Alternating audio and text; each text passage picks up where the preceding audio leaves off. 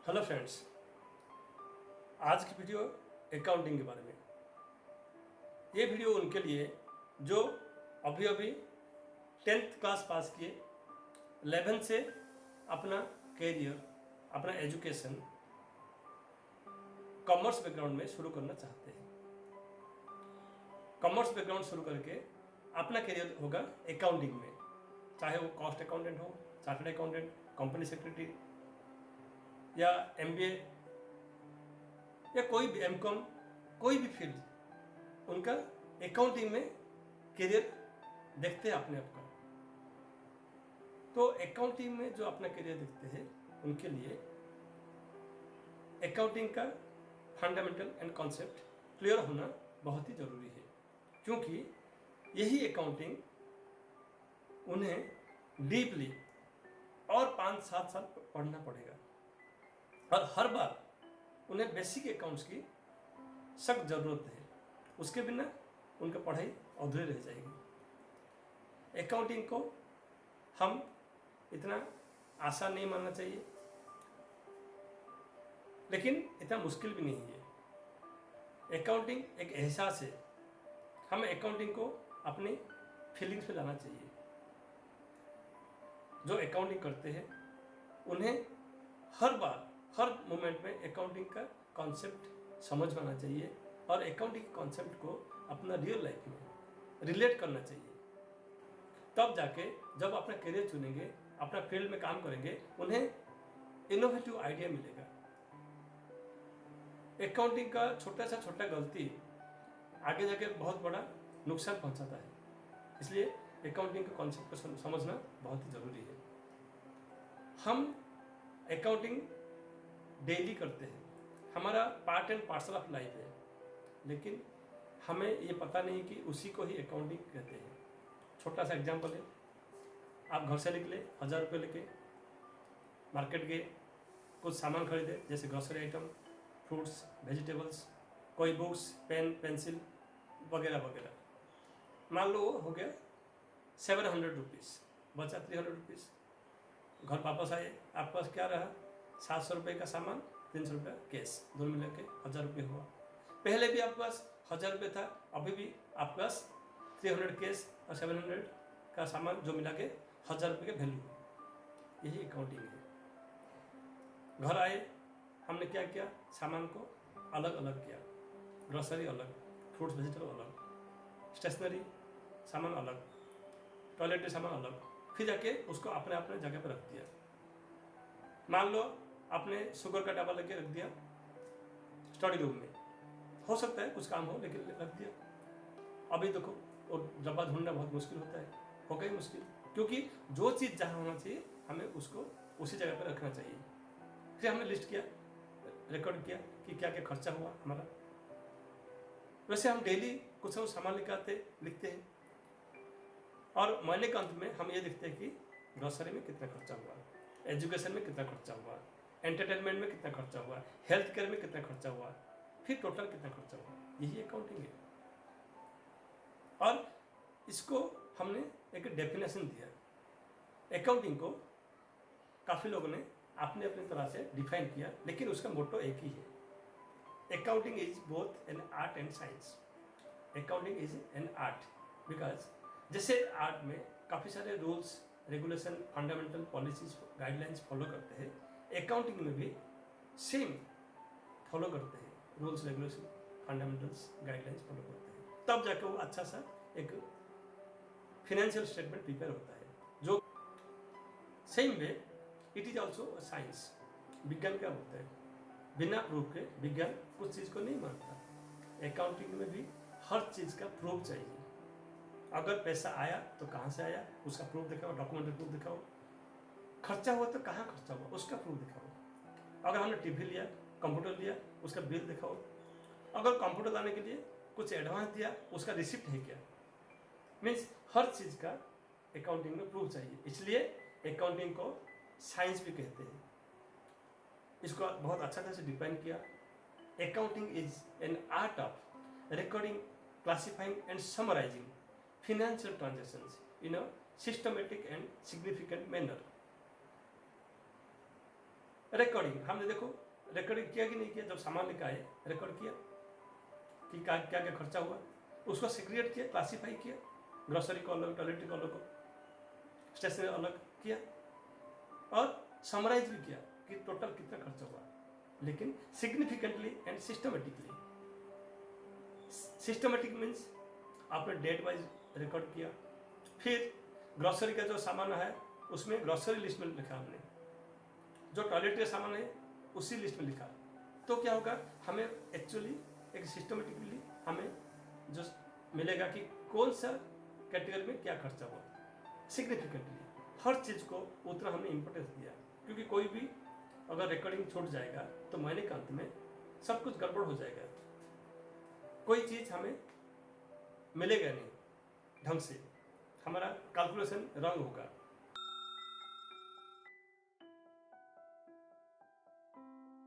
तो accounting, it is an art of recording, classifying and summarizing financial transactions in a systematic and significant manner। तो financial transaction जो है वो बहुत ही important है। पैसों का कारोबार होना चाहिए, मॉनिटरी इन्वॉल्वमेंट होना चाहिए, क्योंकि जहाँ पैसा नहीं है वहाँ अकाउंटिंग नहीं है, और पैसा नहीं अकाउंटिंग किसका करे। पहले ज़माने में पैसों का कारोबार नहीं होता था, गुड्स के बदले में सर्विसेज या गुड्स, सर्विसेज के बदले में सर्विस या गुड्स।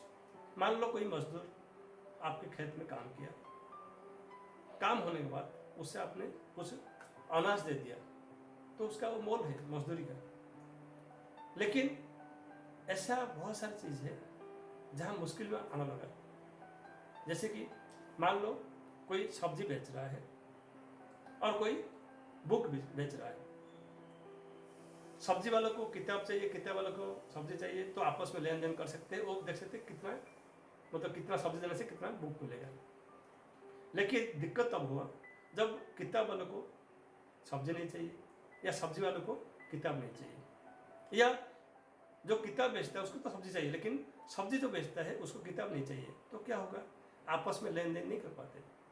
तो ऐसा जो दिक्कत है पूरा ग्लोब में, पूरा वर्ल्ड में शुरू हुआ। तब जाके currency system came into existence.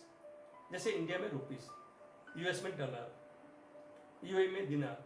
तो जो करेंसी है it become the means of exchanges.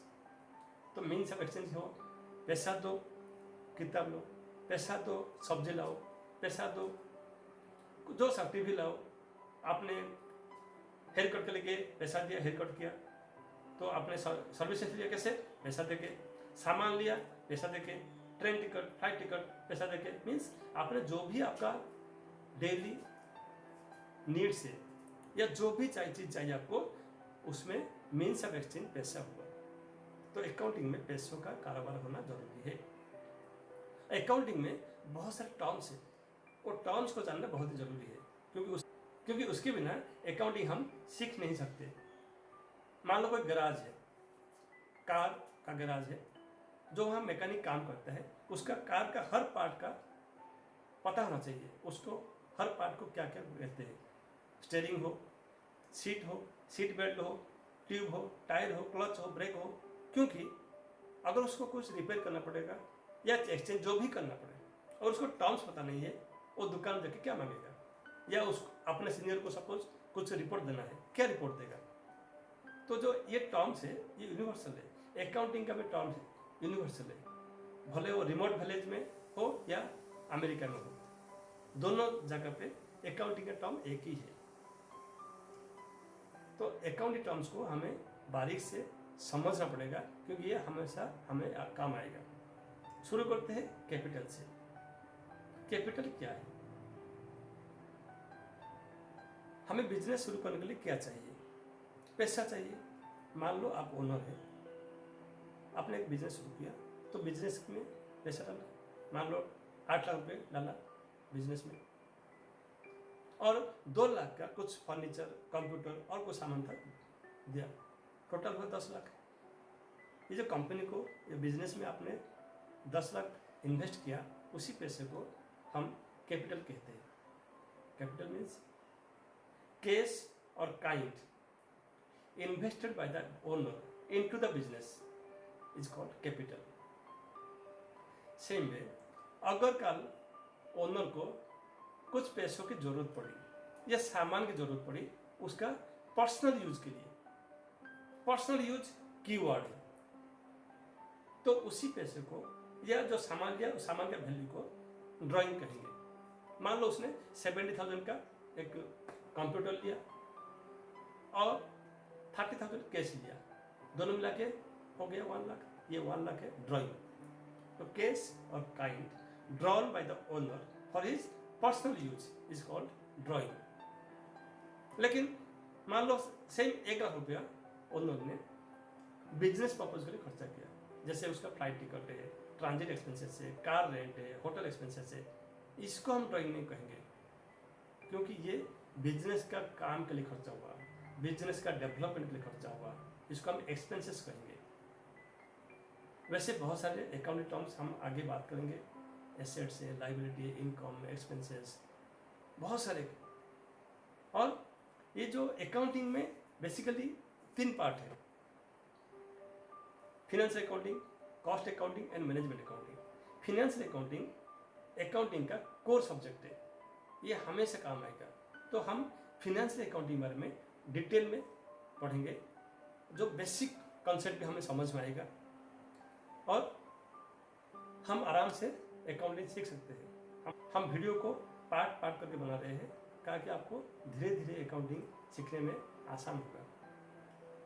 Accounting जो हम ये पढ़ा रहे हैं ये सिर्फ स्टूडेंट के लिए सीमित नहीं है, कोई भी जो अकाउंटिंग जानने की इच्छा रखता है अगर वो वीडियो को एक एक करके देखेगा आराम से अकाउंटिंग सीख सकता है। ध्यान रहे वीडियो को सीरियसली देखना पड़ेगा, क्योंकि कोई भी वीडियो आप स्किप करेंगे आप भी बहुत सारे चीज़ स्किप कर लेंगे और अधूरा जानकारी हमेशा डेंजर होता है। अगर आप हमारा चैनल में नए हैं, चैनल को सब्सक्राइब कीजिए, शेयर कीजिए, लाइक कीजिए, शेयर कीजिए, क्योंकि जो आपका जो दोस्त है उन्हें भी काम आएगा।